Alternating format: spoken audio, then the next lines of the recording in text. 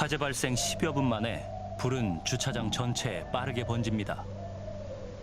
첫 번째는 청라 전기차 화재 사고가 있었죠. 이게 뭐 여러 가지 이슈나 쟁점들이 있었는데요. 저는 그래도 보험에 대해서 이야기를 해볼까 합니다. 발화 원인이나 여러 가지 사고 원인 그리고 뭐 법적 책임들 이런 것들이 있는데 법적 책임을 물을 때도 보험 관련된 이야기가 나올 수밖에 없기 때문에 그 이야기들을 한번 해보겠습니다.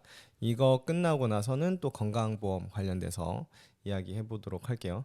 일단 간략한 내용을 서머리 해보면 이렇습니다. 청라 제일풍경채 2차 지하주차장에서 사고가 났고요. 전기차 배터리에서 발화가 시작돼서 다른 자동차로 번진 상황입니다.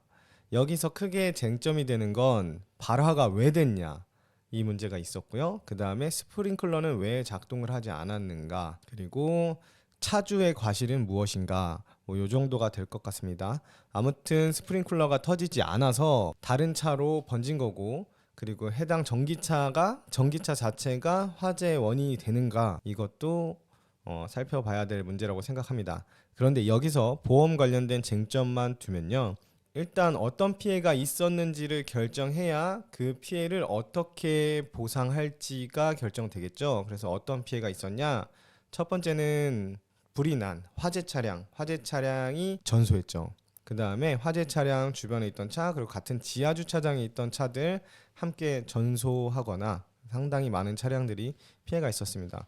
전부 자차 청구를 한 게 600대 정도 된다고 해요. 지하주차장에 있었던 차량들은 전부 다 피해가 있었다고 생각하고 자차 접수를 한 것 같습니다. 자, 그 다음에 이 지하주차장에서 배관 타고 위로 올라가서 위에 있던 주택들이 또 끄으름 피해가 있었습니다. 화재 재끄으름 피해가 있었는데 이게 상당합니다. 인명피해가 호소되고는 있는데 이런 것들이 화재로 인한 인명피해로 잡힐지는 좀 더 지켜봐야 될 것 같습니다. 그러면 여기서 이제 보상 어떻게 될 거냐, 대인대물 다 있다고 생각을 하고 해당 차량은 자차 10억을 가입하고 있는 것으로 알려져 있어요. 그런데 여기서 피해액이 얼마냐, 130억 정도가 예상되고 있다고 합니다.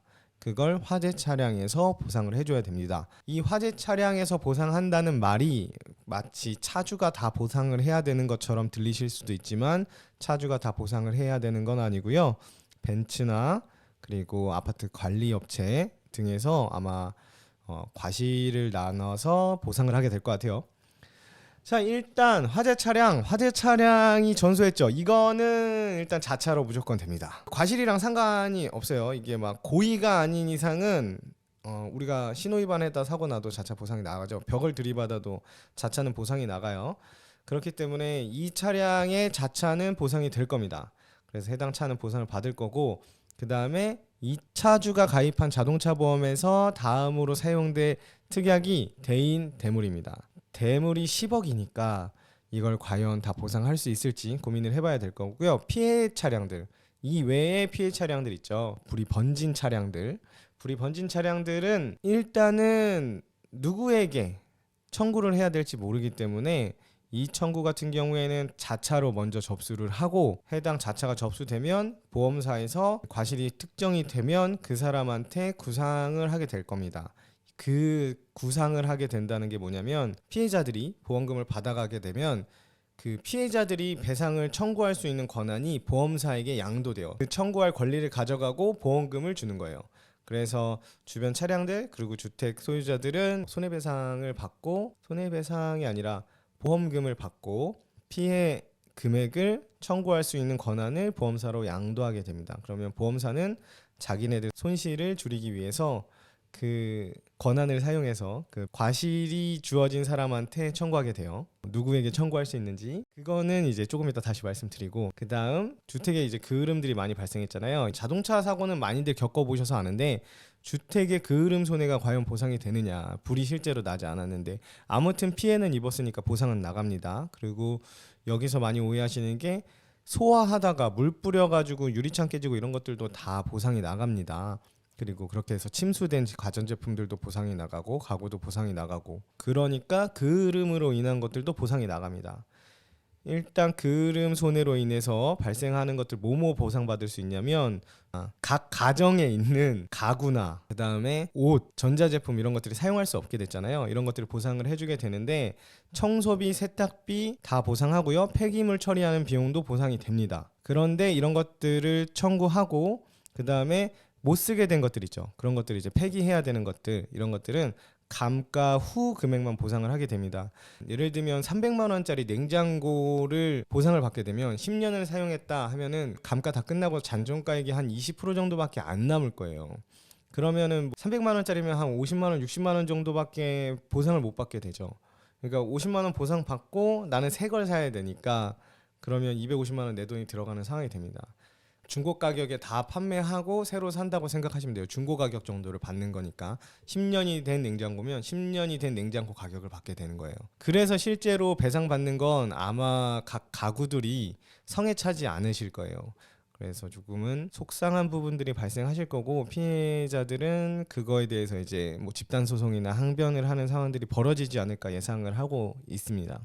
그리고 청소비, 세탁비 다 배상되니까 옷 같은 거 세탁해가지고 하면 되고요. 못 쓰게 됐다 하시면 폐기한다고 하고 받으시면 되는데, 이건 역시 세탁 안 하고 가격을 물어달라라고 하시면 얼마 못 받게 됩니다. 그리고 이렇게 못 쓰게 된 것들 폐기하게 되면 이 잔존물에 대한, 만약에 여러분들이 샤넬백이 그 집 안에 있었는데 끄름이 앉았어요. 그래서 그 가방은 더 이상 사용할 수가 없게 됐다라고 생각을 하셔서 이거를 보험사 니네가 가져가고 비용을 내놔라, 중고 가격이라도 달라라고 해서 중고 가격을 수령하게 되시면, 그 샤넬백은 폐기하는 게 아니라 아마 보험사에서 가져갈 거예요. 그래서 세탁하고 오염 다 제거한 다음에 아마 경매나 이런데 화재 잔존물에 대한 경매가 또 이루어집니다. 그래서 그런 것들을 또 가져가는 데가 있어서 거기서 아마 가져가게 될 거예요. 그러니까 보상을 받으신 물건의 권리는 보험사에게 양도가 됩니다.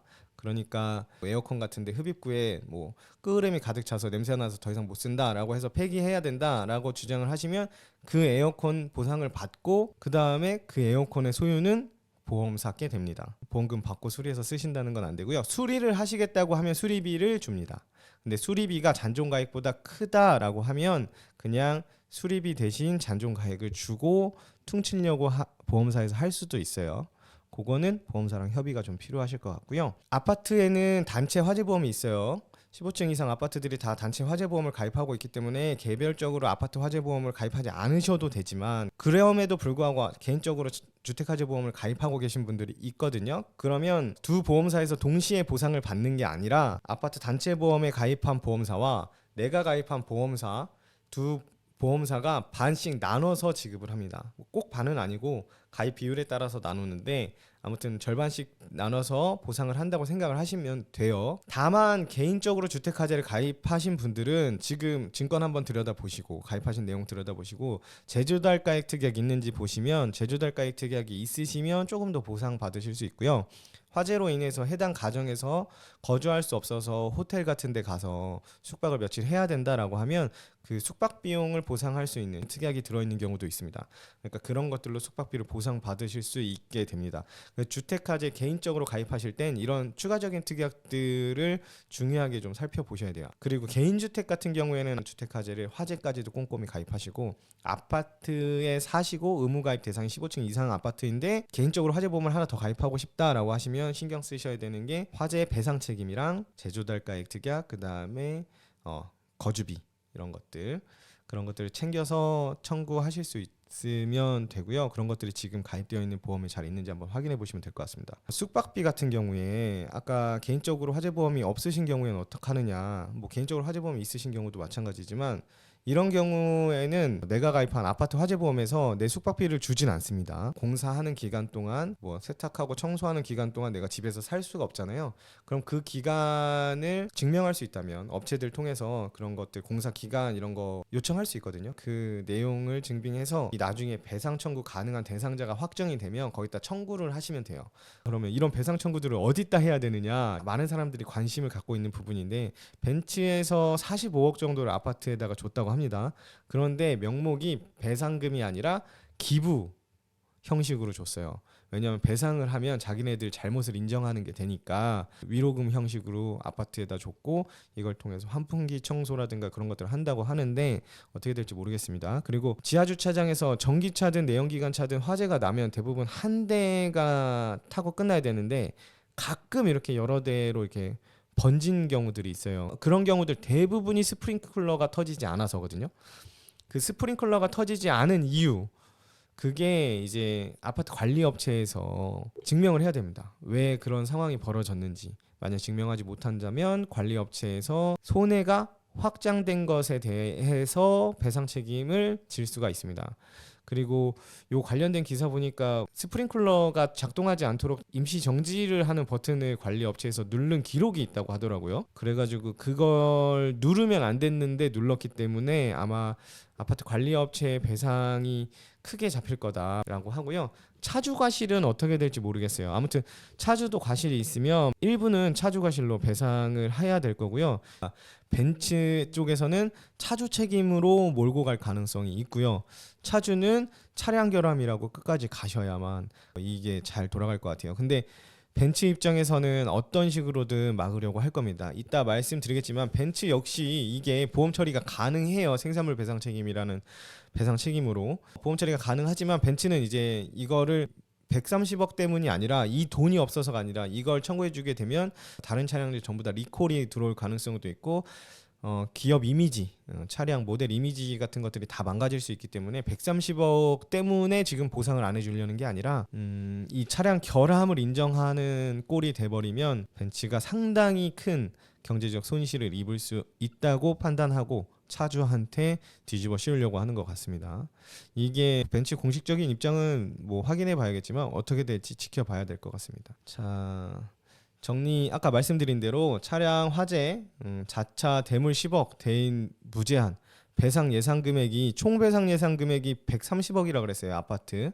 이 배상 예상 금액은 차량들 각 차량들 자차 보상한 금액과 그다음에 아파트 끄름이나 청소 뭐 그런 뭐 도색부터 그다음에 여러 가지 가전 가구들 배상해 주는 거 그다음에 인사 피해까지 다 하면 이런 것들을 얼마나 될지 피해 금액이 최소 130억 이상이라고 예상을 하고 있으니까 근데 여기서 차주가 과실이 몇 퍼센트 잡힐지는 모르지만 잘 생각해 보시면 대물이 10억인데 대물 한도가 10억이에요. 여태까지는 요 사고 이후에 20억으로 늘었으니까 설계사분들한테 연락하셔서 20억으로 증액할 수 있는 부분들 한번 찾아보시면 좋을 것 같습니다. 10억에서 20억으로 늘리는 거 그렇게 금액이 큰 차이 안 날 거거든요. 한 돈 10,000원만 추가하시면 20억으로 늘릴 수 있을 것 같으니까 하시는 게 좋을 것 같고 왜냐하면 여기서 130억 중에 가장 높은 한도인 대물 10억을 했다고 해도 차주 과실이 10%만 잡혀도 13억을 배상해야 됩니다.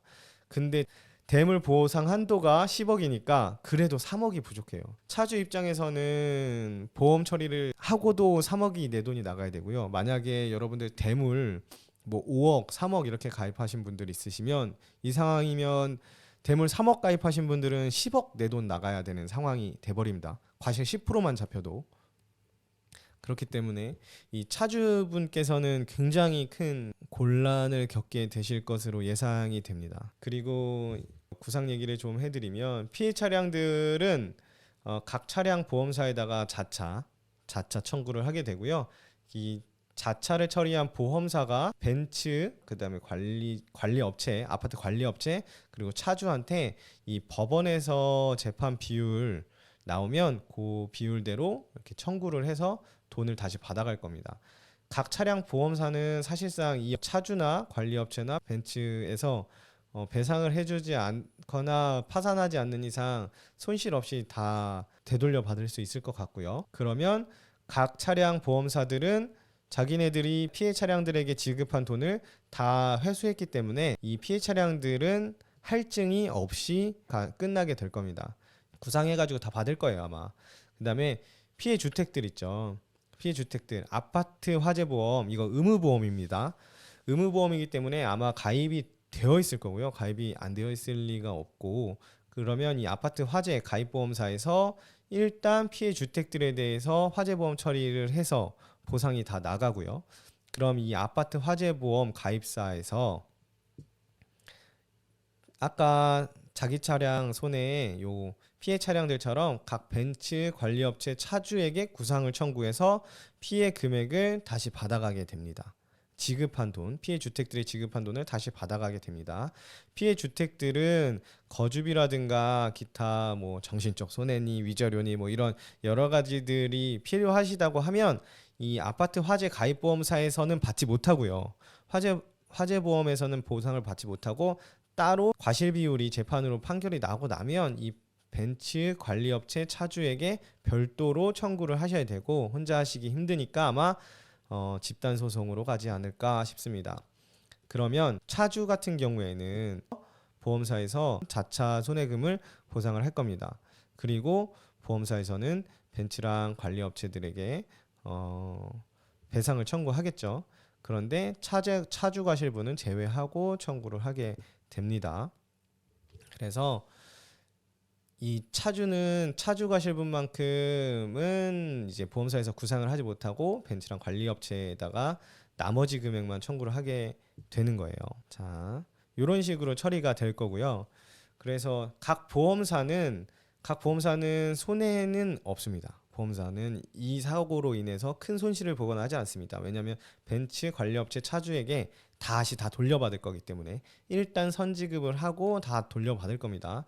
다만 손해보는 회사는 이제 차주의 회사, 차주 과실분만큼 대인이든 대물이든 자차든 차주 과실분에 대해서는 배상 청구를 하지 못하고요. 요 나머지 벤츠랑 관리업체 과실 비율만큼은 재판으로 나오면 청구하게 될 겁니다. 그래서 차주 과실분만큼만 보험사에서 손해를 보게 된다. 요 정도만 아시면 되고 사실 이건 저희 소비자 입장에서는 알 필요가 없습니다. 저희는 돈만 받으면 되니까. 다만 근데 여기서 이 보험사들이 내가 받을 수 있는 모든 보상을 다 해주는 게 아니라 나머지 위자료나 나머지 보상 배상 관련된 것들은 실제 손해와 다른 별도의 배상 같은 경우에는 따로 청구를 하셔야 된다는 것만 명심해 두시면 될 것 같고요. 자, 그 다음에 이제 저희가 벤츠 걱정을 저희가 할 필요는 없지만 이렇게 됩니다. 벤츠는 생산물 배상 책임, 제조물 배상 책임이 가입이 되어 있을 거예요. 그렇기 때문에 과실 비율이 발생을 하면 대신 지급을 할 거고요. 벤츠 보험사, 벤츠에서 이제 과실 비율 돼가지고 50억 배상해라 뭐 이렇게 나왔으면 이 벤츠 보험사는 50억을 이 실제 과실이 어디 있는지에 따라서 배터리 제조사에다가 구상권을 행사할 겁니다. 실질적으로 돌고 돌아서 어느 한 보험사가 뒤집어 쓰게 되는 겁니다. 그래서 이제 각 보험사들이 폭탄 돌리기를 해서 마지막에 누가 얻어맞느냐가 될 거예요. 제일 큰 문제는 차주랑 아파트 관리 업체가 과실 비율이 많이 나왔을 때입니다. 왜냐하면 차주가 뭐 과실 비율 130억 중에 50%를 받았다. 그럼 65억인데 65억을 과연 이 차주분이 감당할 수 있을까요? 그러면 이분은 이제 파산을 하겠죠. 그러면 배상을 못 받게 됩니다.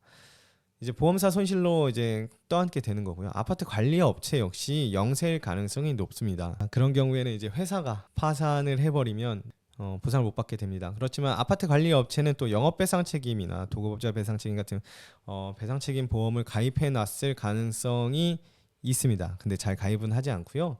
가입을 해놨다면 여기서 이제 또 지원을 받아서 아파트 관리업체가 도산을 좀 막고, 보험회사는 규모가 크니까 충분히 보상할 여력이 있거든요. 보험만 잘 가입되어 있다면 보상을 받으실 수 있을 거예요, 피해자분들께서. 그래서 아파트 관리업체에서 이런 배상책임보험을 잘 가입했는지 확인을 해보셔야 되고, 그 아파트 관리사무실에서도 이런 업체들 쓰시게 되시면 그 관리업체 쓰실 때 이런 말을 해서 관리업체들이 경각심 갖고 보험 가입하도록 해야 되고요. 안 되어 있으면 계약하시는 거 좀 고려해 보셔야 됩니다.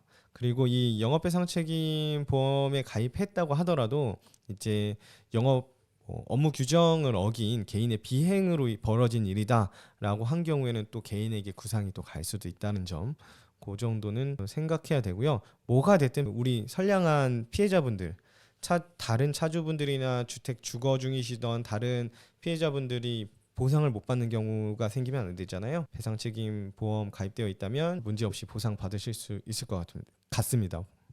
다만 이제 차주한테 과실이 많이 잡히게 되면 이제 이분이 개인의 역량으로 뭔가를 배상해주기에는 너무 힘들죠.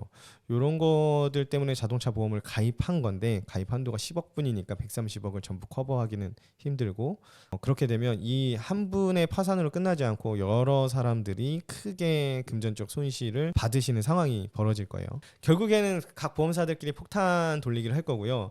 여기서 가장 이제 힘 있는 세력들이 누구냐 하면 벤츠, 그다음에 각 보험사들인데 이 각 보험사들이 손해 보지 않으려면 지금 차주한테 던지기를 할 가능성이 매우 높거든요. 좀 지켜봐야 될 것 같습니다.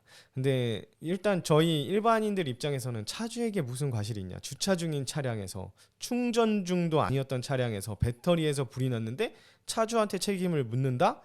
와, 이거는 그냥 전기차 사지 말라는 거랑 똑같은 거죠. 최초 발화 지점이 배터리라고 판명이 난 상황인데 이걸 이제 차주 책임이라고 한다? 요거는 아마 전 국민적으로 공분이 살 거고 이거는 좀 피해자의 숫자를 늘리는 거고 또 피해자가 보험사나 벤츠가 아니라 서민들이 그 고통을 나눠 가져라 라고 하는 꼴이 되기 때문에 여러 가지로 차주에게 책임을 묻는 건 굉장히 바람직하지 않은 방향이라고 생각을 합니다. 청라 아파트 사고 보험 처리는 이렇게 정리를 하겠습니다. 이거는 지금 알고리즘에 떠서 이거를 하라고 숙제처럼 떠가지고 제가 정리한 거고요. 네, 원래는 이걸 할 예정이 아니었습니다. 건강보험 관련된 이야기를 하려고 했습니다.